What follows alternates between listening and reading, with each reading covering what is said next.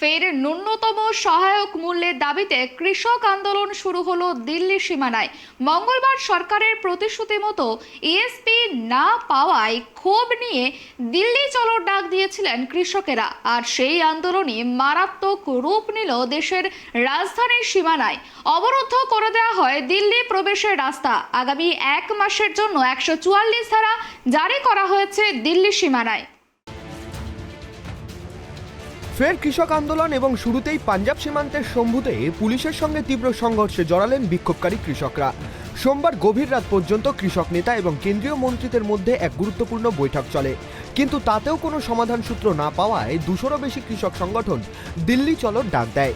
অর্থাৎ পাঞ্জাব হরিয়ানা থেকে পদযাত্রা করে রাজধানী দিল্লিতে পৌঁছানোর ডাক দেয় তারা। কৃষকদের দিল্লি যাওয়া আটকাতে পাঞ্জাব দিল্লি হরিয়ানা সীমান্তে সিমেন্টের স্ল্যাব, কাঁটাতার ইত্যাদি দিয়ে ব্যারিকেড তৈরি করা হয়েছিল। মঙ্গলবার সকালে প্রতিবাদী কৃষকদের দেখা যায় ব্যারিকেড ভেঙে এগিয়ে যেতে এবং সিমেন্টের স্ল্যাবগুলি অপসারণের চেষ্টা করতে। পুলিশকে লক্ষ্য করে তাদের ইট পাথরও ছুটতে দেখা যায়। এরপরই কৃষকদের ছত্রভঙ্গ করতে কাঁদানে গ্যাসের গোলা ছোড়ে পুলিশ। এমনকি ড্রোনে করেও ছোড়া হয় কাঁদানে গ্যাসের সেল। বহু প্রতিবাদীকে আটকও করা হয়। এদিন পাঞ্জাব থেকে পায়ে হেঁটে এবং ট্রাক্টরে করে দিল্লির উদ্দেশ্যে রওনা হন বিক্ষোভকারী কৃষকরা। পাঞ্জাবের আপ সরকারের পুলিশ তাদের পথ আটকায়নি। বিনা বাধায় তাদের রাজপুরা বাইপাস অতিক্রম করার অনুমতি দেয় পাঞ্জাব পুলিশ। প্রতিবাদীরা এগিয়ে যায় হরিয়ানার আম্বালার দিকে, কিন্তু পাঞ্জাব হরিয়ানার মধ্যবর্তী শম্ভু সীমান্ত এলাকায় হরিয়ানা পুলিশ কৃষকদের মিছিল আটকাতে সিমেন্টের ব্যারিকেড ব্যবহার করেছিল বলে অভিযোগ। বিক্ষোভকারী কৃষকরা তাদের ট্রাক্টর দিয়ে ওই সিমেন্টের ব্যারিকেড ভেঙে দেওয়ার চেষ্টা করে। তাতেই ওই এলাকায় কয়েক মুহূর্তের মধ্যে তীব্র উত্তেজনা ছড়িয়ে পড়ে। এরপরই কাঁদানে গ্যাস ব্যবহার করে পুলিশ। बोला है, सब कुछ कहा है।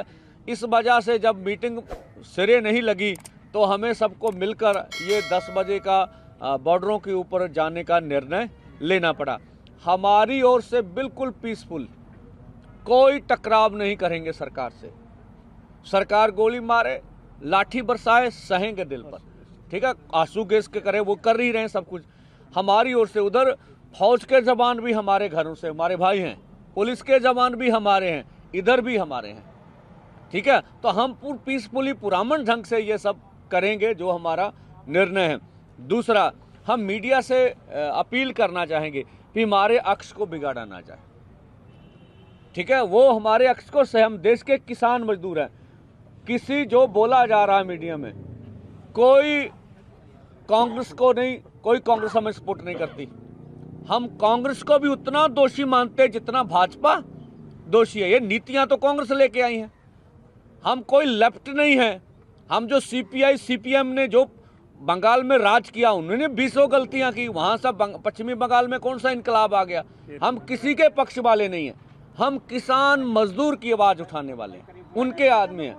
तो बाकी हम फिर अपने लोगों से अपील करेंगे, चाहे पंजाब और देश के गायक हैं, बुद्धिजीवी हैं, एनआरआई भाई हैं, चाहे और सिविल सोसाइटी है, सभी सिविल सोसाइटी, उसमें पत्रकार भाईचारा भी आता है, वो जरूर इस बड़े आंदोलन में, ये हमारा सवाल नहीं, हम नहीं कहते। 140 करोड़ देशवासियों की मांग है, उसमें से 60 करोड़ से अधिक किसान हैं इस देश में, खेत मजदूर अलग हैं।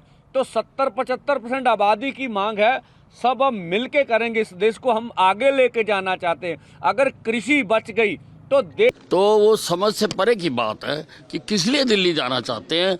ऐसा लगता है कि इनका मकसद कुछ और है। सर, स्थिति को संभालने के लिए क्या क्या सरकार की तरफ नहीं, पूरी तरह से तैयारियां हैं। हम शांति भंग नहीं होने देंगे। और मेरा तो इनको ये कहना है कि ये अपनी कॉल को विड्रॉ करें, वापस लें अपनी कॉल को।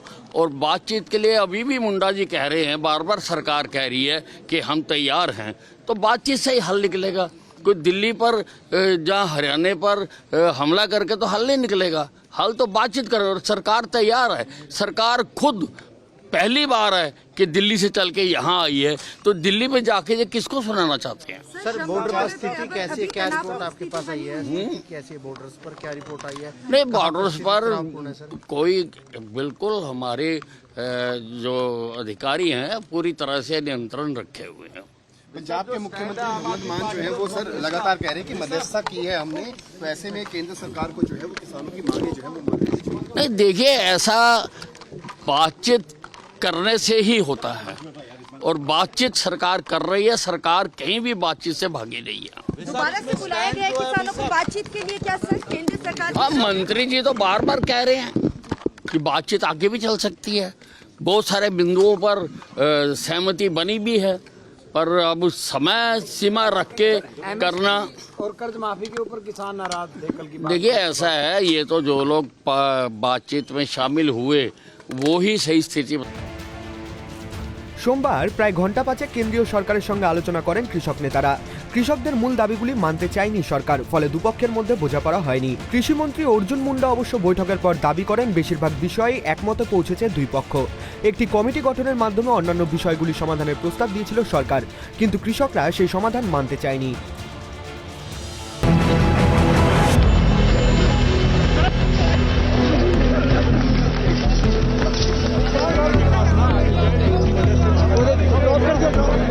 हमारी किसानों से कोई मांग नहीं है। हमारा किसानों से हाथ जोड़कर निवेदन है कि जो पिछली बार यहाँ पे करीबन 370-375 दिन वो लोग यहाँ पे बैठे थे, उसकी वजह से कर्मचारियों को, उद्योगपतियों को बहुत परेशानियों का सामना करना पड़ा था, जिसकी वजह से बहुत से लोग बेरोजगार हो गए थे, बहुत सी इंडस्ट्री बंद हो गई थी।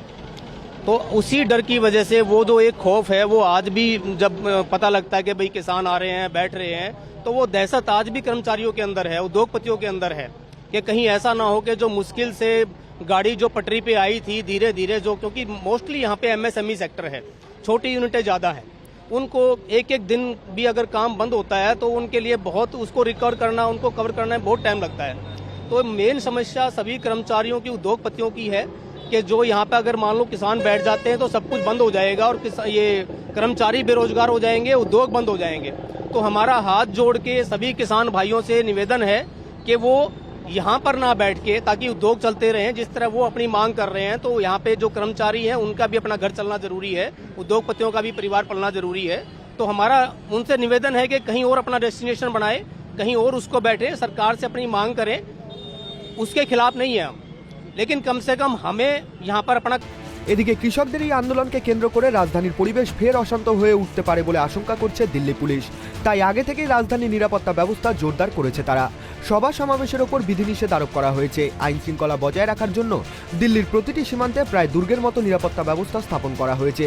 কৃষকদের পদযাত্রার জেরে যে রাস্তাগুলি দিল্লির সঙ্গে আশেপাশের ছোট শহরগুলিকে যুক্ত করে সেই সকল রাস্তায় প্রবল যানজট সৃষ্টি হয়। গাজিয়াবাদ এবং নয়ডা থেকে যথাক্রমে গাজীপুর এবং চিল্লা সীমান্ত দিয়ে দিল্লিতে ঢুকতে হয়। দুই সীমান্তেই গাড়ির দীর্ঘ লাইন দেখা গিয়েছে। শহরে বড় জমায়েতের ওপর নিষেধাজ্ঞা জারি করেছে দিল্লির পুলিশ কমিশনার সঞ্জয় আরোরা। এছাড়া ট্রাক্টর নিয়ে শহরে প্রবেশ, অস্ত্র বা দাহ্য কোনো বস্তু নিয়ে দিল্লিতে প্রবেশও নিষেধ করা হয়েছে। সিঙ্গু টিকরি এবং গাজীপুর সীমান্তেও বিপুল সংখ্যক পুলিশ কর্মী মোতায়েন করা হয়েছে। দিল্লি সীমান্তগুলিতে এই সকল ব্যবস্থা নেওয়ার পাশাপাশি হরিয়ানা রাজ্য সরকার পাঞ্জাবের সঙ্গে সেই রাজ্যের সীমান্ত এলাকাগুলিতেও নিরাপত্তা ব্যবস্থা জোরদার করেছে। আম্বালা, জিন্দ, ফতেহাবাদ, কুরুক্ষেত্র এবং সিরসা সহ সীমান্ত এলাকাগুলিতে কংক্রিটের তৈরি ব্লক, লোহার পেরেক, কাঁটাতারের মতো বিভিন্ন জিনিস দিয়ে ব্যারিকেড তৈরি করা হয়েছে। তবে কৃষকদের দাবি ওই ব্যারিকেড ভাঙতে তাদের মাত্র আধ ঘন্টা সময় লাগবে। Bureau report, tribe TV.